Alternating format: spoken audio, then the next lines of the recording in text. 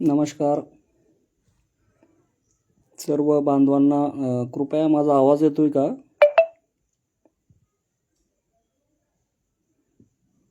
माझा आवाज येतोय का कळवा प्लीज. आणि सर्व बांधवांना विनंती आहे की कृपया ही जी काही फेसबुक लिंक ही जास्तीत जास्त आपल्या व्हॉट्सअप ग्रुपवर शेअर करा. फेसबुक जेवढे काही आपले अंशतः अनुदानित शिक्षकांचे ग्रुप आहेत त्यावर सुद्धा शेअर करा.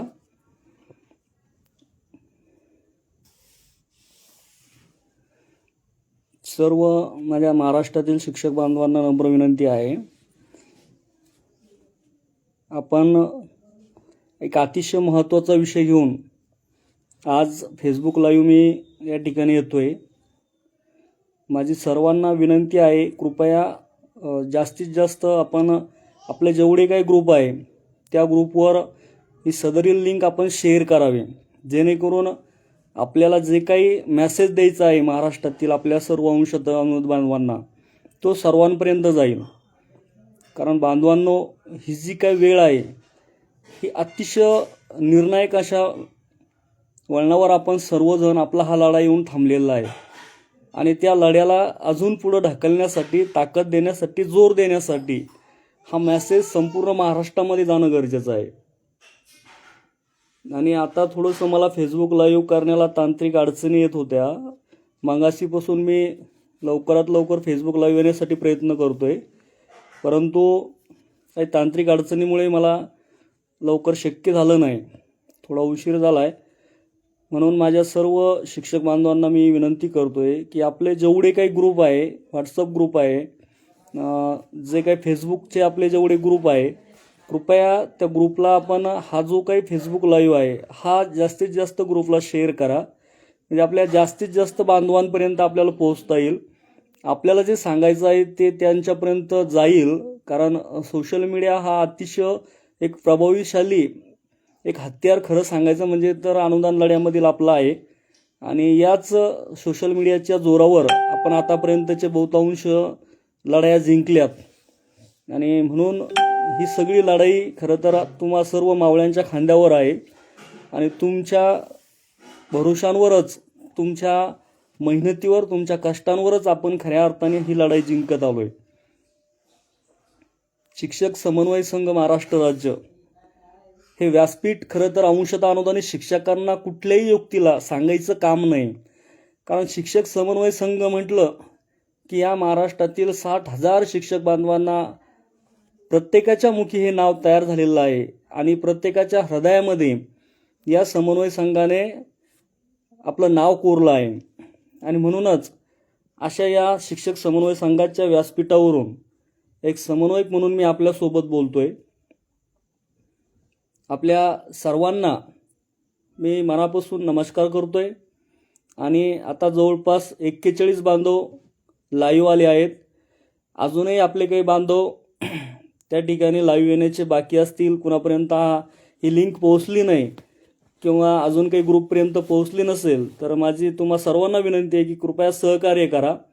तुम्ही जेवढी लिंक शेअर करसाल तेवढं आपला हा मेसेज जास्तीत जास्त बांधवांपर्यंत जाईल.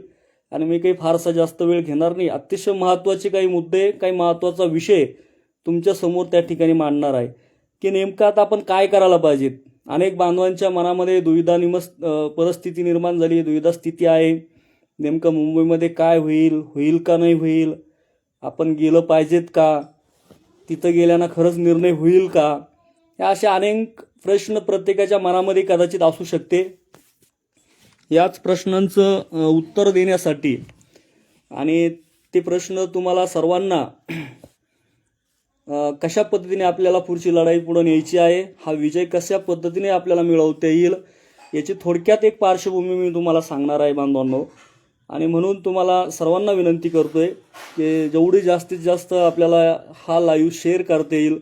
आपल्या फेसबुकचे काही ग्रुप आहे त्या फेसबुकच्या ग्रुपवरही आपण हा लाईव्ह शेअर करा. व्हॉट्सअपच्या ग्रुपवर जेवढे काही ग्रुप आहे तेवढ्या ग्रुपवर शेअर करा. कारण मला काही फारसं या ठिकाणून शेअर करता येत नाही. मी आता थेट तुमच्यासोबत संवाद साधायला सुरुवात करतोय. बांधवांनो, 22 जूनपासून मुंबई आझाद मैदान या ठिकाणी शिक्षक समन्वय संघाचा लढा उभारला आहे, लढा सुरू झाला आहे. आणि हा लढा सुरू झाल्यानंतर आज जवळपास 3 जुलै आहे. म्हणजे जवळपास एक 10-11 दिवस आपले जे काही मुंबईचे समन्वयक आहेत ते समन्वयक हा लढा पुढे नेत आहे, लढत आहेत. मुंबईमध्ये सध्याची जर परिस्थिती बघितली तर अतिशय म्हणजे पावसाचं वातावरण आहे. खूप जोराचा पाऊस पडतोय. कालही मी तिथून माहिती घेतली. भयंकर असा म्हणजे चांगल्यापैकी त्या ठिकाणी मोठ्या प्रमाणात पाऊस आहे. तुम्ही खरं तर न्यूज मीडियावरही बघत असाल की अनेक ठिकाणी मुंबईमध्ये पाणी तुंबतंय, अनेक अडचणीला सामना करावा लागत आहेत. म्हणजे आज रोजी आपले जे काही शिक्षक बांधव त्या ठिकाणी लढतायत, उपस्थित आहेत, जे काय असतील ते संख्यानं जरी कमी असले, परंतु या समन्वय संघाचं व्यासपीठ त्या ठिकाणी ते काही मजबूतीनं त्या ठिकाणी धरून पुढं लढण्याचा प्रयत्न करत आहेत आणि हा प्रश्न त्या ठिकाणी लावून धरायचा ते प्रयत्न करत आहेत. या अनुषंगाने त्याचं जे काही फळ आहे ते येणाऱ्या 2 दिवसामध्ये तुम्ही बघितलंय. बऱ्यापैकी त्या ठिकाणी जे समन्वयक आहे आणि त्या ठिकाणी असणारे जे काही मंत्रिमंडळातले जे काही आपले सहकारी असतील, आपल्याला सहकार्य करणारे जे काही मंडळी असतील, या सर्वांनीच आपला हा विषय अतिशय तेवतपणे त्या ठिकाणी पुढे नेण्याचं काम केलं आहे. आता मी सर्वांचेच नाव या ठिकाणी घेणं शक्य नाही, पण तरी काही मोजक्या लोकांचे नाव उल्लेख मी आवर्जून या ठिकाणी करतोय की ज्यामध्ये आदरणीय ज्ञानेश्वर म्हात्रे साहेब असतील, आदरणीय विक्रमजी बाप्पा काळे साहेब असतील. काळे साहेबांनी प्रखरपणे अतिशय चांगल्या पद्धतीने सभागृहात हा विषय मांडला. त्याचबरोबर किरण सरनाईक सर असतील, माननीय आदरणीय आमदार किरण सरनाईक साहेब, त्यांनी बऱ्यापैकी हा विषय आपल्या सभागृहामध्ये मांडला. म्हणजे सर्व शिक्षक आमदार, वंजारी साहेब असेल, त्याचबरोबर आपले जयंत आजगावकर साहेब असेल, या सर्वच मंडळीने अतिशय चांगल्या पद्धतीने या प्रश्नाला वाचा फोडण्याचं काम सभागृहामध्ये केलं. म्हणजे सभागृहामधली जी काही लढाई आहे किंवा जो काही आपला आवाज आहे, आपले प्रतिनिधी म्हणून आपले सर्व शिक्षक पदवीधर आमदार त्या ठिकाणी मांडण्याचा प्रयत्न करत आहे. अडबाले साहेब आहे, जेवढे काही सर्व शिक्षक पदवीधर आमदार आहे, हे त्यांच्या पद्धतीने ती बाजू मांडण्याचा प्रयत्न आणि शिक्षण मंत्र्यांकडून अपेक्षित उत्तराची अपेक्षा त्या ठिकाणी करत आहे. त्याचबरोबर आदरणीय रोहितदादा पवार आजही मैदानावर आले होते. येणाऱ्या 2 दिवसातही ते आपल्यासोबत ठाण मांडून बसणार आहे. मागील वेळी सुद्धा आदरणीय रोहितदादा पवार यांनी पूर्ण रात्र आपल्यासोबत मांडीला मांडी लावून त्या ठिकाणी ते झोपले, बसले आणि संपूर्ण ती काळ रात्र आपल्यासोबत घालवली. म्हणून एक चांगला दिवस तुम्हा सर्वांच्या नशिबी आला. एक वाढीव टप्पा तुम्हा आम्हा सर्वांच्या पदरामध्ये पडला. याच्यामध्ये आदरणीय रोहितदादाचाही खूप मोठा वाटा होता. आणि महाराष्ट्राचा संकटमोचक ज्याला आपण म्हणतोय ते आदरणीय गिरीश भाऊ महाजन, हे मागच्या वेळेलाही खूप मोठ्या अपेक्षाने आपण त्यांच्याकडं अर्थ हाक दिली आणि त्याच ताकदीने त्यांनी आपल्या त्या हाकेला ओ देत त्या ठिकाणी सहभागी झाले. कारण आपण त्यांना महाराष्ट्राचं संकटमोचक म्हणलं आहे, पण आपल्या शिक्षक आंदोलनाचे सुद्धा ते संकटमोचक झाले. आणि मागच्या आंदोलनात मंगेश दादा असेल आणि आदरणीय गिरीश भाऊ असेल यांनी मध्यस्थी करून थेट सीएम सोबत आपली बैठक लावली. आणि यासाठी आदरणीय दादाजी भुसे साहेब शिक्षण मंत्री असेल, माननीय उपमुख्यमंत्री एकनाथजी शिंदे साहेब असेल, आदरणीय शिंदे साहेबाची तर म्हणजे आपल्या प्रश्नासाठी एवढी पॉझिटिव्ह थिंकिंग आहे त्यांच्या मनामध्ये, तर त्यांना असं वाटतं की हे लगेच झालं पाहिजे. हा विषय शिक्षकांवर आंदोलन करण्याची वेळच येऊ नये, ही भावना आदरणीय उपमुख्यमंत्री एकनाथजी शिंदे साहेबांची आहे. म्हणजे त्यांचे जे ऋण आहे हे महाराष्ट्रातील 60,000 शिक्षकांच्या मनामध्ये आधाराचं स्थान आहे. एक मनामध्ये त्यांच्याविषयी प्रेम आहे. कारण आदरणीय शिंदे साहेबांनी 1160 कोटी जेव्हा आपल्याला तत्कालीन शिक्षण मंत्री दीपक केसरकर साहेब होते तेव्हा दिलं होतं, तेव्हा महाराष्ट्रातील या 60,000 शिक्षक बांधवांना केसरकर साहेब असतील, एकनाथ शिंदे साहेब असतील, देवेंद्रजी फडणवीस साहेब असतील, कारण तत्कालीन अर्थमंत्री फडणवीस साहेबच होते, आणि या सगळ्याला खरं तर आपल्या डोक्यावर घेतलं होतं. कारण ह्याच माणसांनी खरं तर आपल्याला इथपर्यंत घेऊन आलात. ही लढाईचा न्याय देण्यासाठी या सर्वच मंडळीने आपल्याला खऱ्या अर्थाने आपल्या सर्वांच्या भावनांचा विचार करून, परिस्थितीचा विचार करून भरभरून आपल्या पात्रात टाकण्याचा त्यांनी प्रयत्न केला. पण बांधवांनो, प्रश्न हा पडतोय की आता लढायचं किती दिवस? तुम्ही विचार करा, 2009 पासूनचा हा लढा आहे. आम्ही 2009 पासून ह्या लढ्यामध्ये आहोत. अगदी म्हणजे पायाचे असे काही जोडे फाटले असतील, पण आपला हा लढा संपला नाही. अनेक उन्हाळे पावसाळे आपण अंगावर घेतले, पण आपला हा लढा संपला नाही. आणि प्रत्येक लढाईच्या वेळेला आपण म्हणतो की आता ही शेवटची लढाई, आता एवढंच लढायचं. प्रचलितनाच मागायचं, परंतु आपली लढाई आतापर्यंत अजूनही अद्यापर्यंत थांबलेली नाही. प्रत्येक वेळेस नवं उसनं बळ आणून आपण लढतोय. मागच्या वेळेसही आम्ही असं ठरवलं होतं की आता खूप थकलोय, खूप आतापर्यंत करत आलोय, 4 टप्प्याला आपण प्रत्येक वेळा रक्त आटूनच आपण हे अनुदान मिळवलंय. आपला जो काही घाम आहे ना, तो घाम त्या आझाद मैदानाच्या मातीमध्ये रुजलाय आधी, आणि तेव्हा त्या घामाचं हे टप्प्यारूपी सोनं आपल्या सोबत आलंय, टप्प्यारूपी बीज आपल्या सोबत आलंय, आणि तो घास तुमच्या सगळ्याच्या पोटापर्यंत गेलाय, पोटामध्ये गेलाय. कारण यासाठी तुम्हाला घरी बसून काहीच मिळणार नाही, हे वारंवार आम्ही आव्हान केलंय. आझाद मैदानातूनही केलं आणि इथूनही करतोय. आज आता जी काही मंडळी आहे तिथं, जगदाळे सर असतील, दामनिक सर असतील, रंगारी सर असतील, आणि आपली तिथलची सगळी टीम, आनंद करणे सर असतील, पोटतिडकीने हा माणूस अतिशय चांगल्या पद्धतीने त्या ठिकाणी भूमिका मांडत असतो, नेहमी कुठला गर्व नाही काय नाही. हे सगळे मंडळी, रहाटे काका आहे, हे सगळे मंडळी ऊन वारा पाऊस सगळं सहन करून तिथं लढतायत या 8 दिवसामध्ये. तर आता आपली जबाबदारी, आता आपण सर्वांनी या ठिकाणी मोठ्या ताकदीने त्या ठिकाणी सहभागी व्हायचंय. मागचा इतिहास मला एवढंच सांगायचा आहे की मागच्या वेळेलाही खूप ताकदीने, खूप आशेने तुम्ही सगळेजण आला होतात. म्हणजे भूतो ना भविष्य एवढी गर्दी तुम्ही मागच्या वेळेस पण केली होती. जेवढे मैदानात होते तेवढेच मंडळी बाहेर राहायचे, आणि त्या ठिकाणी आम्हाला आयोजकांना सुद्धा म्हणजे तुम्हाला सगळ्यांची व्यवस्था करायला थोडं कठीण गेलं होतं. तुमची त्या ठिकाणी थोडी दुरावस्था झाली असेल आमच्यामुळं, काही त्रास तुम्हाला सहन करावा लागत असेल, त्यावेळेस मी दिलगिरी व्यक्त करतो मागच्या आंदोलनाच्या वेळेस. पण तुमच्या सगळ्यांचे आभार मानेन. परंतु तुमची ती ताकदच खऱ्या अर्थाने आपल्या प्रश्नावर बळ निर्माण केलं होतं. तुम्ही जर त्या ताकदीनं आला नसता तर आपली ती बैठकच लागू शकत नव्हती.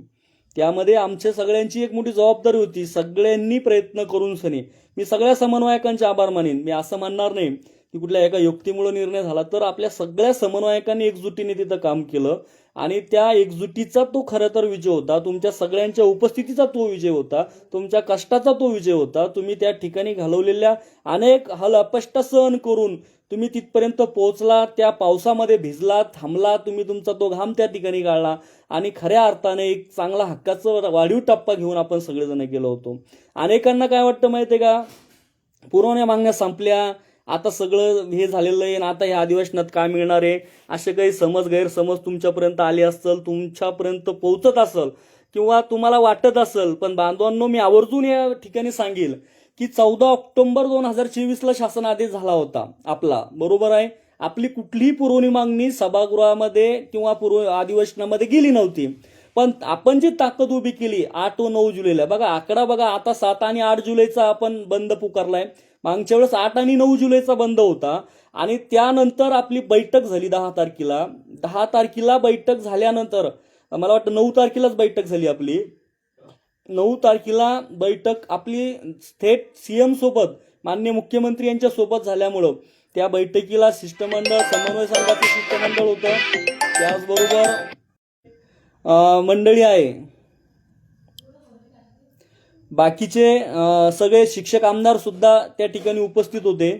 आणि या सर्वांच्या एका विचाराने त्या ठिकाणी तो निर्णय झाला, आणि त्या निर्णयामधून थोडं काही गोष्टी सरकारने आपल्याला अंधारात ठेवलं, हे मी मान्य करील की त्यावेळेस 14 ऑक्टोबरचा जो शासन आदेश आहे तो जसाच्या तसा लागायला हवा होता.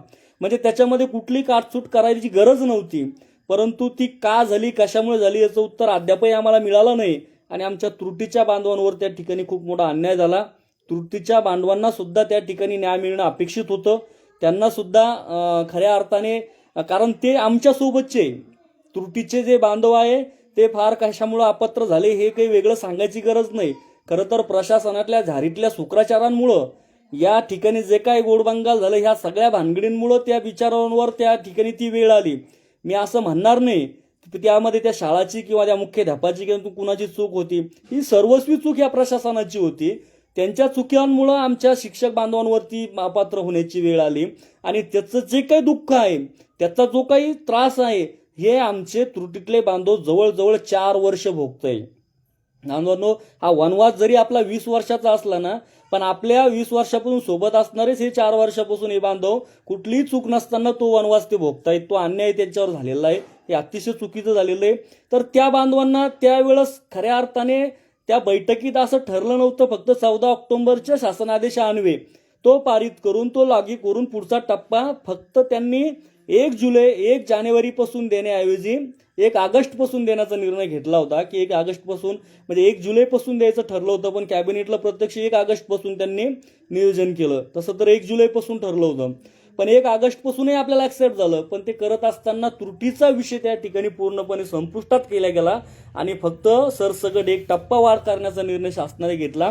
म्हणजे त्या ठिकाणी जरी एका डोळ्यात आनंद असला तरी एका डोळ्यामध्ये मात्र अश्रू त्या ठिकाणी आमच्या बांधवांचे होते, कारण त्यांच्या हक्काचा 1 टप्पा त्या ठिकाणी त्याच्यापासून ते वंचित आमचे त्रुटीतले बांधव राहिले होते. याचा निश्चित आम्हा सगळ्याला खंत आहे.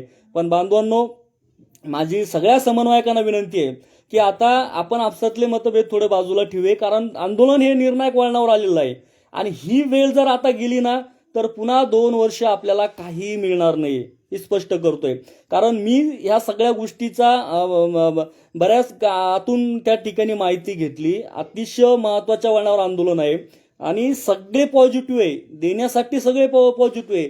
फक्त ते घ्यायला आता आपल्याला तिथं आझाद मैदानाला जावं लागणार आहे, कारण कोणी तुमच्या दारात तुमच्या घरापर्यंत ते द्यायला कोणी येणार नाहीये. आपल्याला जर ते मिळवायचं असेल, आपला हक्क जर आपल्याला घ्यायचा असेल तर मात्र आपल्याला सरकारच्या दारापर्यंत जावं लागेल बांधवांनो.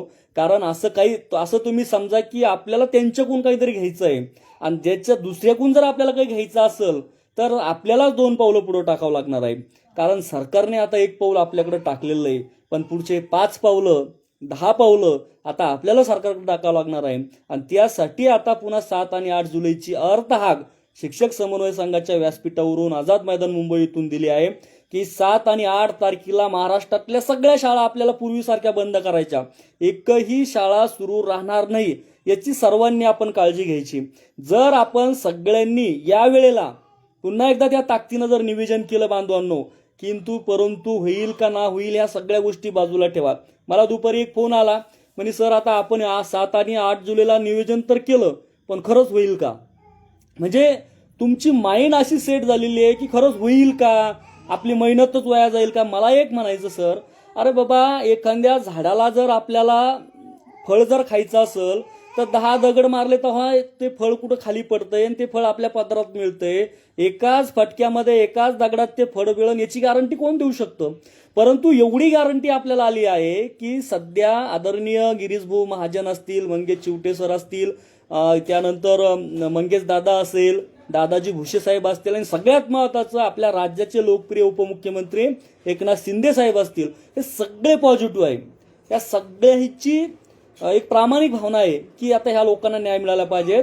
आणि कालच्या सन्माननीय मुख्यमंत्री देवेंद्रजी फडणवीस साहेब यांच्या सोबतही काही आपल्या लोकांची भेट झाली, चर्चा झाली, धावती भेट झाली म्हणते येईल त्याला.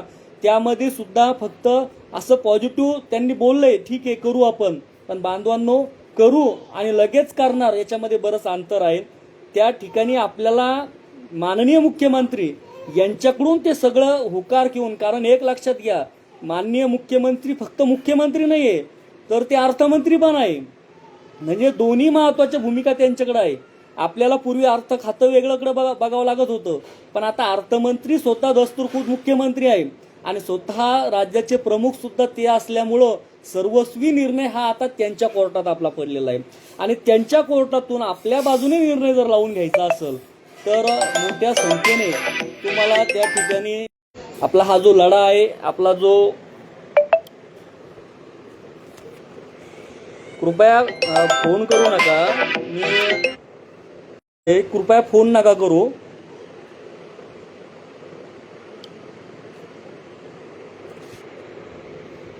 तर विषय असा आलताय की आपल्याला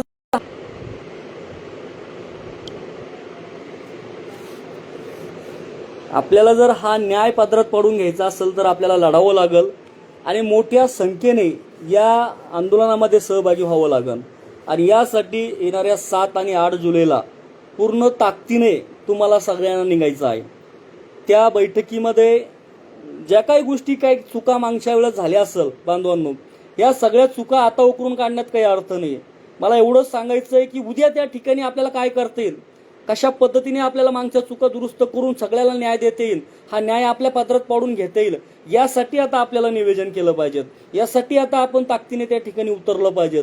आणि यासाठी प्रत्येक महाराष्ट्रातील जिल्ह्यातील प्रत्येक शिक्षकाने एक स्वतः जबाबदारी घ्या.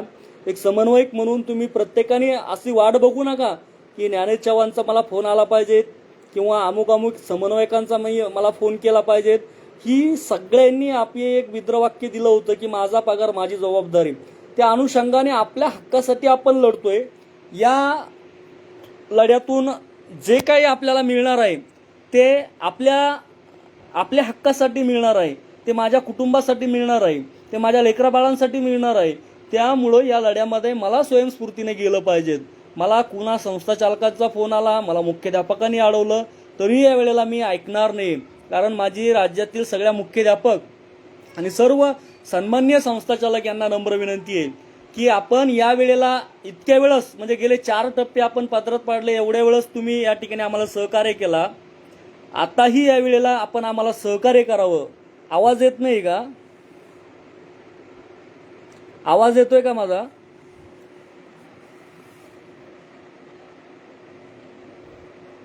कृपया आवाज येतोय का कळवा. मी परत कंटिन्यू करतोय. थोडं 1-2 फोन आले होते, ते फोन कट केल्यामुळं थोडा डिस्टर्ब झाला आपला. ठीक आहे, आवाज येतोय.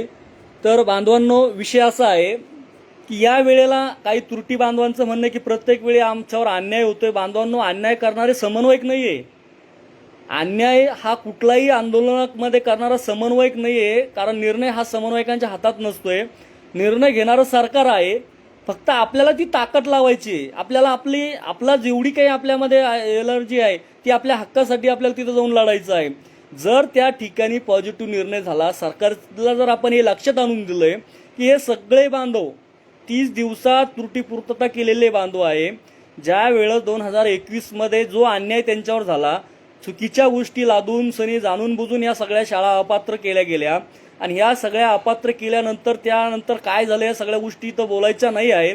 परंतु या सर्व शिक्षक बांधवांवर गेल्या 4 वर्ष झाले अन्याय होतोय. हा अन्याय जर कुठं दूर करायचा असेल तर फक्त व्हॉट्सअपवर, फेसबुकवर आणि ग्रुपवर चर्चा करून हा अन्याय मिटणार नाहीये, सुटणार नाहीये. हे लक्षात घ्या बांधवांनो. आपल्याला यासाठी मैदानातच उतरावं लागेल. यासाठी आपल्याला तिथं जाऊन रडावंच लागेल. तिथं जाऊन लढून सांगायचं की आमच्यावर अन्याय झालाय आणि अन्याय करणारे तुम्ही आहात. हे छातीठोकपणे तिथं जाऊन सांगा तुम्ही. आपण सगळेजण त्या ठिकाणी सहभागी व्हा आणि आमच्यावर तुम्ही अन्याय काय केला ते तर सांगा ना.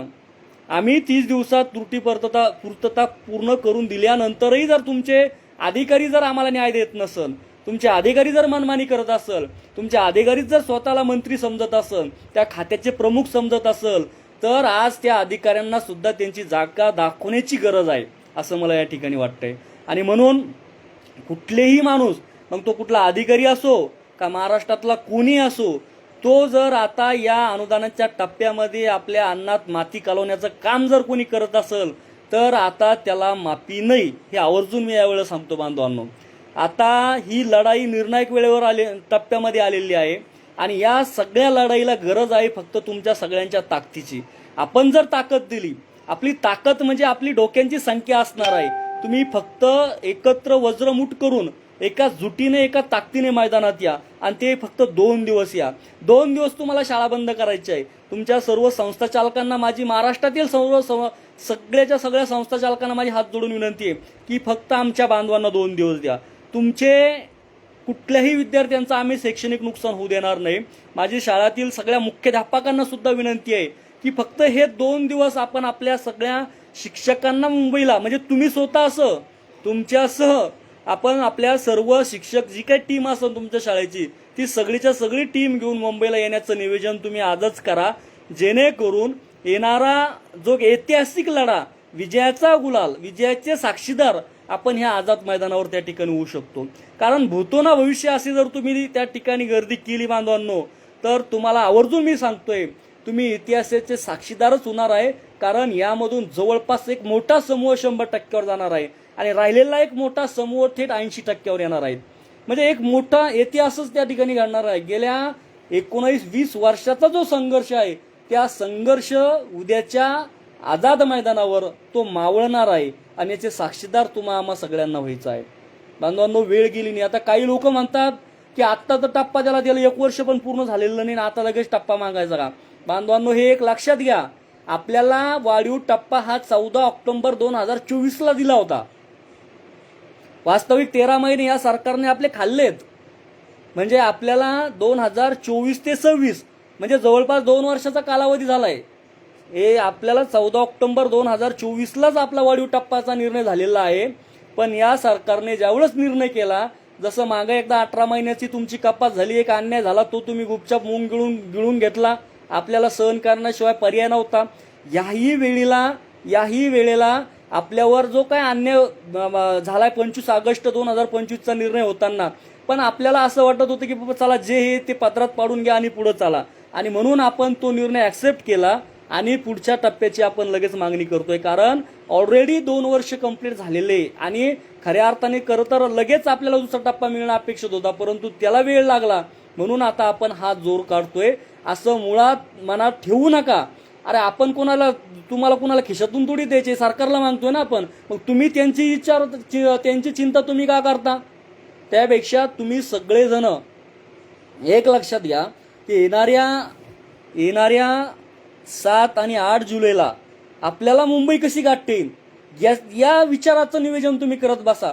टप्पा भेटेल का, तिथं जाऊन काय होईल काय नाही, असं समजा 2 दिवस आपल्याला फिरायला जायचं, पण सगळ्या टीमला सोबत घेऊन फिरायला जायचंय. मी तुम्हाला 100% गवाही देतोय की या 2 दिवसात जर ताकदीने मागील वर्षासारखी इतिहासाची पुनरावृत्ती जर तुम्ही सगळ्यांनी केली तर तुम्ही सगळेजण आनंदाचा गुलाल घेऊनच घरी जासाल, एवढी गवाही मी या ठिकाणी देतो. कारण तिथलचं वातावरण अतिशय पोषक झालेलं आहे. फक्त गर्दी गरजेची आहे तिथं. तुम्हाला आनंदाची आवर्जून एक उदाहरण सांगतोय. 2 दिवसापूर्वी समग्र शिक्षा अभियानाचे जे काही मंडळी होते महाराष्ट्रातले, 117 दिवस आंदोलन केलं त्यांनी, आणि काल परवा त्यांचा निर्णय झाला. विजयाचा आनंद उत्सव साजरा करून आझाद मैदानातून ते घरी पोहोचले. आम्हाला अनेक बांधवांचे फोन आले, तिथलच्या आम्ही संपर्कात होतोय. म्हणजे एवढं लक्षात घ्या, त्या आझाद मैदानामध्ये जर तुम्ही संघर्ष केला, तुम्ही मेहनत घेतली, तुम्ही तिथं घाम गाळला, तर त्याचं फळ तो आझाद मैदान आपल्याला देतोच. आणि याचं जे काही साक्षीदार आहेत तुम्ही सगळे आहात. जे आझाद मैदान मुंबईला येतात ना, ते सगळेजण त्याचे साक्षीदार आहात. आम्ही तर आहोत.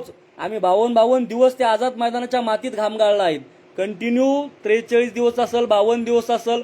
राहुल कांबळे सर कंटिन्यू 52 दिवस मैदानात बसून होता. अशा अनेक बांधव आहे आपले. सगळेजण त्या ठिकाणी आपण आपल्या पद्धतीने लढत होते. दीपक कुलकर्णी सर असेल, हे सगळ्या मंडळींनी त्या ठिकाणी ही वज्रमूठ उभी करून सनी हा लढा तेवत ठेवण्याचं काम केलेलं आहे. मला आवर्जून तुम्हाला सगळ्याला सांगायचं आहे की बांधवांनो, आपल्याला कुठल्याही परिस्थितीत कुठल्याही गोष्टीला बळी न पडता या वेळेला काहीही करा. कुठल्याही म्हणजे आपल्याला असं जर वाटत असेल की आपल्याला 100%वर जायचंय आणि बाकीच्या बांधवांना जर वाटत असेल की आपल्याला लगेच दिवाळीपूर्वी आपल्या खात्यात एक टप्पा पाडून घ्यायचा आहे, तर उद्याच्या आंदोलनाचं नियोजन तुम्ही केलं पाहिजे. जे महाराष्ट्रातील शिक्षक बांधवांना आपल्या शिक्षणाधिकाऱ्याला निवेदन द्यायचं सांगितलं होतं, बहुतांश जिल्ह्यामध्ये दिल्या गेलंय.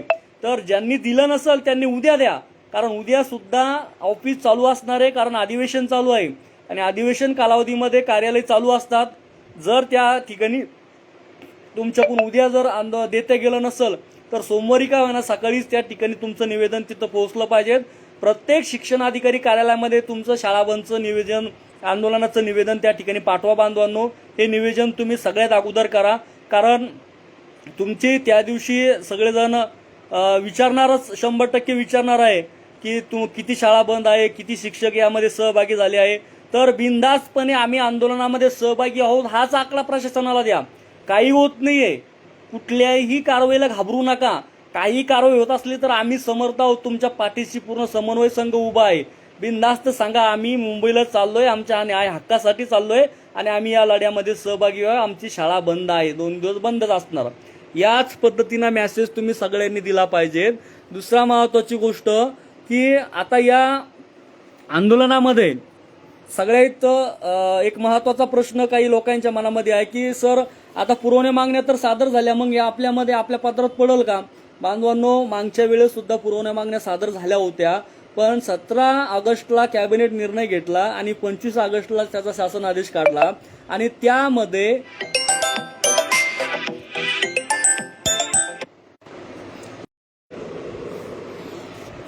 काय झालं, काही बांधव फोन करतायत. माझी बांधवांना नम्र विनंती आहे, कृपया फोन करू नका. मला एक थोडं 10 मिनिटच बोलायचं आहे, नंतर मी क्लोज करणार आहे, शेवट करणार आहे. कृपया फोन करू नका. म्हणजे काय होतं, फोन आला की डिस्कनेक्ट होऊन जातं फेसबुक लाईव्ह. आणि काही अडचण असेल तर फेसबुकवर कमेंट करा. तुम्हाला जर काही बोलायचं असेल, मेसेज द्यायचा असेल तर फेसबुकवर कमेंट करा. मी सगळ्या कमेंट वाचतोय, सगळ्याचं म्हणणंही बघतोय, काय कुणाचं काय म्हणणं आहे तर. आणि सगळ्याच्याच कमेंट वाचून मी या ठिकाणी उल्लेख करू शकत नाही, पण मला सगळ्या कमेंट दिसत आहेत, त्या अनुषंगानेच मी बोलतोय.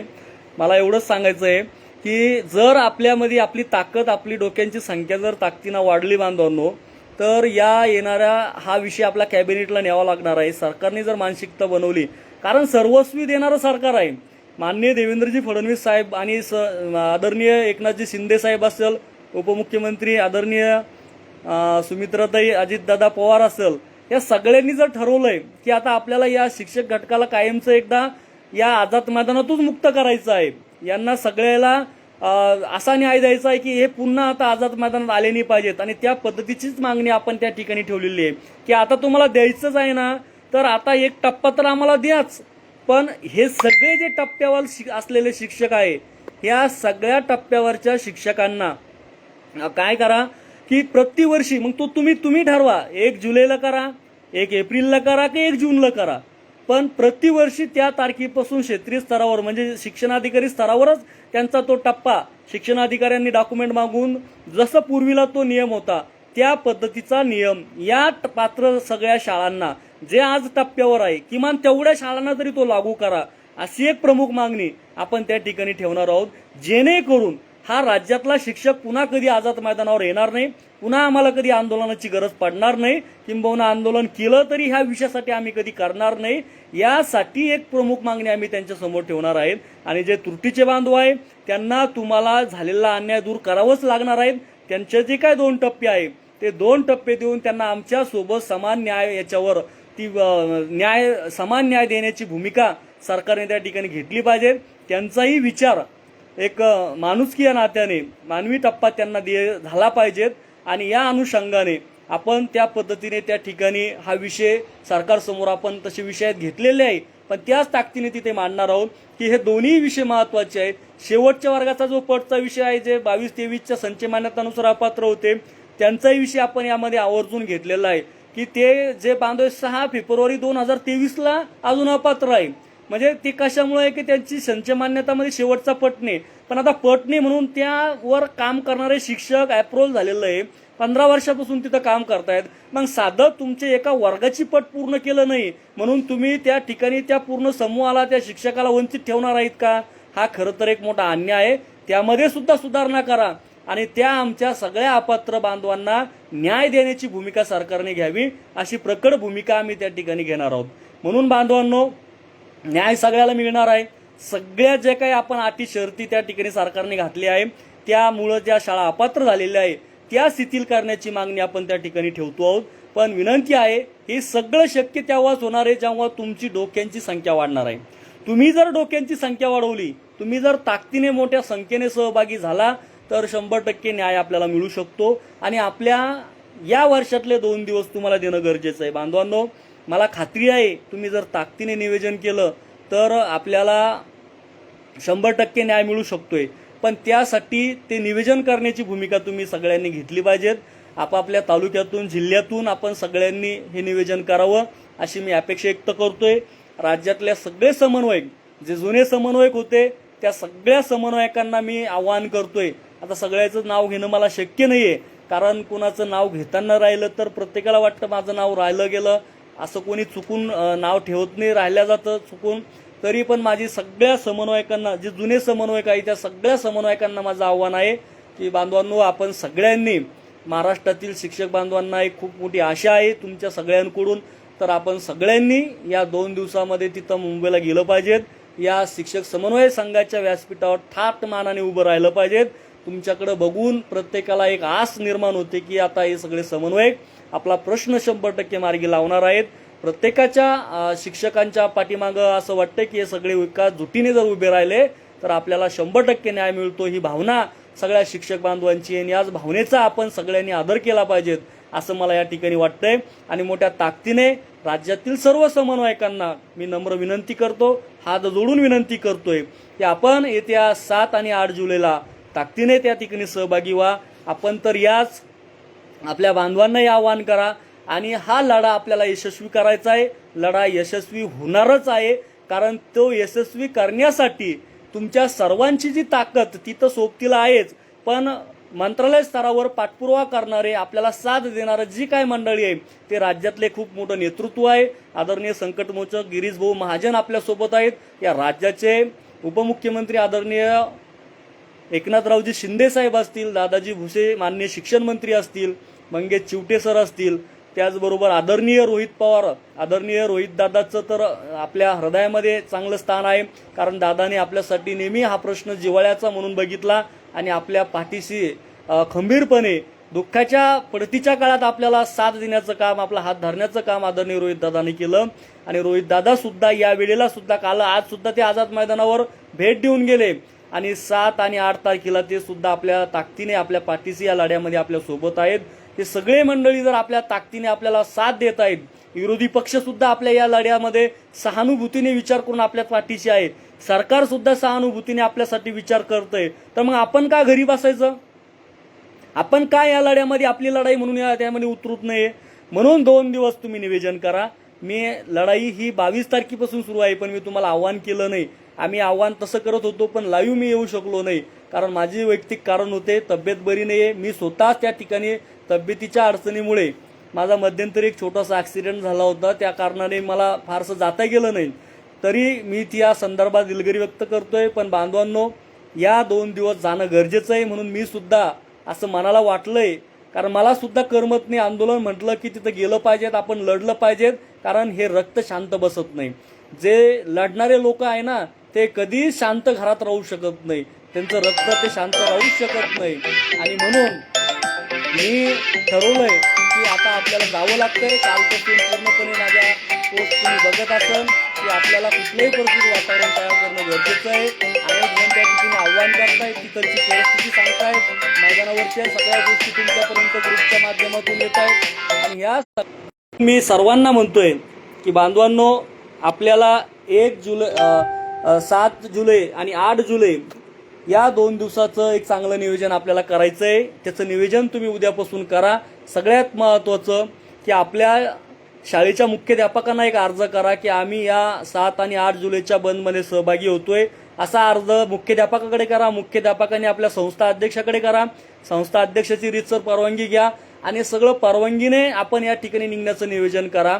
सगळ्याला विश्वासात घेऊन नियोजन करा. आपल्या जिल्ह्याच्या शिक्षणाधिकाऱ्यांना निवेदन द्या, त्यांनाही विश्वासात घ्या आणि त्यांना आवर्जून सांगा की हे जे काही शैक्षणिक नुकसान 2 दिवसाचं होईल, ते येणारे जे काही शनिवार आहे ते पूर्ण डे, म्हणजे ते हाफ डे न करता फुल डे करून आम्ही त्या ठिकाणी भरून काढू, किंवा एखाद्या सुट्टीच्या दिवशी रविवारच्या दिवशी शाळा भरून आम्ही आमचं शैक्षणिक नुकसान आमच्या या विद्यार्थ्याचं, ज्या विद्यार्थ्यांना आम्ही आमच्या लेकराप्रमाणे सांभाळलंय, त्या पोटच्या लेकराप्रमाणेच आपण आपल्या विद्यार्थ्यांना खरं तर सांभाळतोय, त्यांचं शैक्षणिक नुकसान आम्ही होऊ देणार नाही.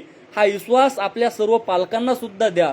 पालकांना हे मेसेज द्या की हे जे 2 दिवस आहे, जो बंद आम्ही ठेवतोय तो येणाऱ्या काळामध्ये आम्ही भरून काढू. शनिवारचे दिवस आपण फुल डे घेऊ शकता आणि त्यामधून आपण हे दिवस त्या ठिकाणी भरून काढू शकतोय, असा मेसेज आपल्या पालकांपर्यंत पोहोचवा. म्हणजे पालकांचाही गैरसमज होणार नाही, कारण राज्यामध्ये विद्यार्थ्यांची सुद्धा खूप तूट पडत आहे. आपल्या सगळ्यांना माहीत आहे, अनेक शिक्षकांना विद्यार्थ्यांची चणचण भासत आहेत. कसे विद्यार्थी आपण जमा करतो हे वेगळं सांगायची गरज नाही. त्यामुळं तो पालकही आपल्या नाराज होता कामा नये. प्रत्येक गावात, खेड्यात, शहरामध्ये शाळांच्या स्पर्धा तयार झालेल्या असतात. बाकीच्या शाळा चालू आहे, आपली शाळा बंद आहे. अशा वेळेला आपली मुलं परत बिघडेल, पालकाची मनस्थिती बिघडेल, हाही विचार तुमच्या मनामध्ये येऊ शकतोय. त्यामुळे ह्या सगळ्या गोष्टींचा विचार करून तुमच्या सर्व पालकांना विश्वासात घेऊन तुमच्या स्तरावर तुम्ही सगळेजण नियोजन करा. आणि 7 आणि 8 जुलैला कुठल्याही परिस्थितीत, जरी रेल्वेचं तिकीट आता बुक होणं शक्य नाहीये, पण वाहन असेल, गाडी असेल, तुमच्या पद्धतीने काय नियोजन करता येईल, प्रायव्हेट गाडी तयार करून किंवा ट्रॅव्हल्स असेल, जे काय तुम्हाला शक्य असेल त्या पद्धतीने आपण मुंबई गाठण्याचा प्रयत्न करा. आता सगळेजण 7 तारखेला आझाद मैदानावर आपण भेटणार आहोत. मला खात्री आहे की आपण सगळेजण मोठ्या ताकदीने संख्येने दिलेल्या हाकेला ओ देत, या आव्हानाला साथ देत तुम्ही सगळेजण आझाद मैदानावर मोठ्या संख्येने उपस्थित राहणार. तुमची संख्या हीच आपल्याला न्याय मिळवून देणार आहेत आणि तुम्ही जेवढ्या ताकदीने मैदानात येसाल तेवढा कमी वेळ आपला निर्णय व्हायला लागणार आहे. म्हणून हा निर्णय व्हायला जर तुम्हाला असं वाटत असेल या 2 दिवसात प्रश्न सुटला पाहिजे, तर तुम्ही सगळ्यांनी तालुका वाईज नियोजन करा, आपल्या शाळापासून नियोजन करा, आपापल्या पद्धतीने ही लढाई आपल्या खांद्यावर घ्या. प्रत्येकाला म्हणू नका की मी बोललं पाहिजेत, याने बोललं पाहिजेत. तुम्हीच तुमचे समन्वयक आहात. तुम्ही स्वतः सांगा की मी 10 लोक 15 लोक घेऊन त्या ठिकाणी येणार आहेत. मी माझ्या शाळेचा सगळा जो स्टॉप आहे, माझे सहकारी आहे, त्यांना घेऊन मी मुंबईला येणार आहेत. असं नियोजन आपण आपल्या पद्धतीने करा. कुणाला जर काही अडचण आली, कुणी त्रास देत असेल, कोणी मुख्याध्यापक सोडत नसेल, तर थेट आमच्याशी संपर्क साधा, आम्हाला फोन करा. ज्यालाही कुणाला काही अडचण असेल राज्यामध्ये की कुणाचे मुख्याध्यापक सोडत नसेल, संस्थाचालक सोडत नसेल, तर थेट आम्हाला फोन करा, आम्ही त्यांना समजावून सांगू. पण त्यांनी तुम्हाला ज्या कामासाठी पाठवलं ना तेच काम तिथं करा. नाही तर यायचं आझाद मैदानावर आणि कुठं तर सगळे अर्धे मंडळी आपले कुठं इंडिया गेट, चौपटी, म्हणजे इकडं तिकडे फिरत बसू नका. अर्धे तर आपले काही महाभाग असे होते आले आंदोलनाच्या नावाने आणि सगळे तिकडे त्या याच्याकडे जायला होते, काय म्हणता येईल त्याला, चांगलं ठिकाणी ते आठवत नाही मला, कोणतं तरी लालबाग का काय म्हणतात त्याला, त्या अशा ठिकाणी कुठंतरी फिरायला जातात. म्हणजे तुम्ही आंदोलनाचं नाव सांगून जर मुंबईला येत असेल तर आंदोलनच करा, प्रामाणिकपणे करा. कारण हे शेवटचं आंदोलन असणार आहे, हक्काचं असणार आहे. आणि या आंदोलनात आपल्याला प्रचलित धोरण म्हणजे आहे त्या टप्प्यानं प्रतिवर्षी टप्पा तरी द्या, ही सुटसुटीत मागणी आपण त्यांच्या पुढे ठेवणार आहोत. आणि ही मागणी मंजूर होईल अशी आशा आहे. तसं वातावरण आपण त्या ठिकाणी तयार केलेलं आहे की हा शिक्षक कायमचा जर मैदानावर येऊ द्यायचा नसेल तर हा असा पद्धतीचे निर्णय आपण घ्यावा, अशीच विनंती सन्माननीय मुख्यमंत्री यांच्यासमोर आपण ठेवणार आहोत. आणि आशा आहे त्याच पद्धतीची विनंतीला मान मुख्यमंत्री साहेबांकडून आपल्याला मिळेल अशी अपेक्षा या ठिकाणी आपण व्यक्त करूया. फक्त तुमची ताकद किती उभी राहते, किती ताकदीने, किती समूहाने तुम्ही त्या ठिकाणी मैदानावर येता, त्याच्यावरच पुढचं यश अवलंबून असणारे बांधवांनो. आणि म्हणून कळकळीची विनंती करतोय की कुठल्याही गोष्टीला आता तुम्ही थारा देऊ नका, ताकदीने आझाद मैदान गाठण्याचं नियोजन करा. हे 2 दिवस आपल्यासाठी अतिशय महत्त्वाचे आहे. हे 2 दिवस आपल्यासाठी म्हणजे वैराची असं म्हणायला हरकत नाही, कारण तुम्ही जर ताकदीने तिथं आला तर 100% आपल्याला सगळ्या गोष्टी त्या ठिकाणी करता येईल. त्रुटीवाल्या बांधवांनाही माझी विनंती आहे की बांधवांनो, तुम्हाला जे काय असेल ते तुम्ही आपण तिथं जाऊन लढलं तरच आपल्याला भेटणार आहे. घरी बसून आपल्याला काहीच मिळणार नाही. तिथलची परिस्थिती काय असतील तिथं आपण हक्काने म्हणू शकतो की आमच्यावर अन्याय झाला, आपल्याला लढायचं आहे. मायबाप सरकार आहे आणि त्या सरकारपुढं आपल्याला लढायचं आहे. तिथं लढलो तरच आपल्याला ते दूध पाजणार आहे, नाहीतर घरी बसून आपल्याला काही मिळणार नाही. आणि या सगळ्यासाठी आपण सगळेजण या लढ्यामध्ये सहभागी व्हाल अशी मी अपेक्षा व्यक्त करतोय. आणि आपण सगळेजण आता 7 तारखेला मोठ्या ताकदीनं भेटूया. पुन्हा एकदा सगळ्यांना विनंती करतोय की 7 जुलै आणि 8 जुलै ही आपल्या आंदोलनाच्या यशस्वीसाठी आपल्याला विजयाचा गुलाल घ्यायचा आहे. आपल्या कष्टाचं गेल्या 20 वर्षाचं जे काही संघर्ष तुम्ही आपण सगळ्यांनी बघितला, त्या संघर्षाचा अंत पुन्हा एकदा त्याच आझाद मैदानामध्ये आपल्याला बघायचा आहे. आणि तो अंत त्या ठिकाणी उद्याच्या होणाऱ्या 2 तारखेला या 2 दिवसामध्ये होऊ शकतोय. फक्त तुमच्या डोक्यांची संख्या गरजेची आहे. आपल्याला बैठकी घ्यायला वेळ नाही आहे, कारण उद्याचा दिवस आहे आणि परवा दिवशी तुम्हा सगळ्याला नियोजन करणं आहे. आम्ही सगळेजण सोमवारी निघतोय, मी रविवारी संध्याकाळी मुंबईला निघणार आहे. मी तर निघतोय माझ्या हक्कासाठी, माझ्या लेकराबाळासाठी, माझ्या परिवारासाठी. मी काही कुणावर उपकार करत नाही आहे, मला काही कुणी बोलवलं म्हणून मी जात नाही आहे. मला वैयक्तिक वाटतंय की माझ्या हक्काची पगार वाढणार आहे. महिन्याकाठी माझे 20,000 रुपयाचा लॉस होतोय. 20,000मध्ये माझा घर प्रपंच खूप चांगल्या पद्धतीने चालू शकतोय. तेवढे 20,000 मी माझ्या लेकरा बाळांसाठी मागं टाकू शकतोय. माझ्या पगारातली 20,000ची पुंजी ही माझ्या लेकराच्या भवितव्यासाठी मी मागं टाकू शकतोय. हा मनामध्ये कुठंतरी हे आहे त्या ठिकाणी की आपल्याला आपल्या हक्कासाठी लढायचं आहे. आतापर्यंतही त्यासाठीच लढलोय आणि उद्याही त्यासाठीच मी निघतोय. म्हणून तुम्हालाही आवाहन करतोय की तुम्ही सुद्धा तुमच्या प्रत्येकाचे महिन्याचे 20,000 रुपये जर तुम्हाला वाढवायचे असेल तर तुम्ही उद्याच्या येणाऱ्या 7 आणि 8 तारखेला मला सगळे आझाद मैदानाला दिसले पाहिजेत आणि ताकदीने पूर्ण तयारीनेच या. पावसाचं प्रमाण आहे, सोबत छत्र्या घेऊन या, आमदार निवासच्या पास घेऊन या. सगळ्यात महत्त्वाचं आमदार निवास, तुमच्या भागातले जे काही आमदार आहे त्यांच्याकडून पास घ्या, ते पास स्वतः सोबत घेऊन या. राहण्याची तारंबळ होणार आहे बांधवांनो, पण तुम्हा सगळ्यांना माहीत आहे आझाद मैदानच्या मातीवर झोपणारे आपण आहोत. आमदार निवासचे सगळे कोपरे फक्त आपल्या शिक्षक बांधवांनाच भरलेले होते. त्यामुळं कुठं झोपायचं आणि कुठं बसायचं आणि कुठं खायचं याची बिलकुल तमा चिंता बाळगायची नाही. 2 दिवस तुम्हा सगळ्याला त्रास होईल, त्या त्रासाबद्दल दिलगिरी व्यक्त करतो. पण तो त्रास जर तुम्ही 2 दिवस घेतला तर पुढचे आयुष्य तुमचं सुखी होणार आहे, तुमच्या लेकराबाळांचं आयुष्य सुखी होणार आहे आणि कायमच्या या शापातून आपण मुक्त होणार आहोत. या विना अनुदानीचा कलंक, विना अनुदानीचा शाप जर आपल्याला कायमचा काढून टाकायचा असेल तर उद्याचे 2 दिवस अतिशय आपल्या सगळ्यांसाठी महत्त्वाचे. आपण सगळेजण या 2 दिवसासाठी वेळ द्याल, येसाल अशी मला अपेक्षा आहे. आपण सगळेजण मोठ्या ताकदीने याल, याच अपेक्षेसह आजच्या फेसबुक लाईव्हला मी पूर्णविराम देतोय. पुन्हा एकदा आपल्या सर्वांचे आभार व्यक्त करतोय आणि आता भेटूया 7 तारखेला सकाळी आझाद मैदान मुंबई या ठिकाणी. जय महाराष्ट्र.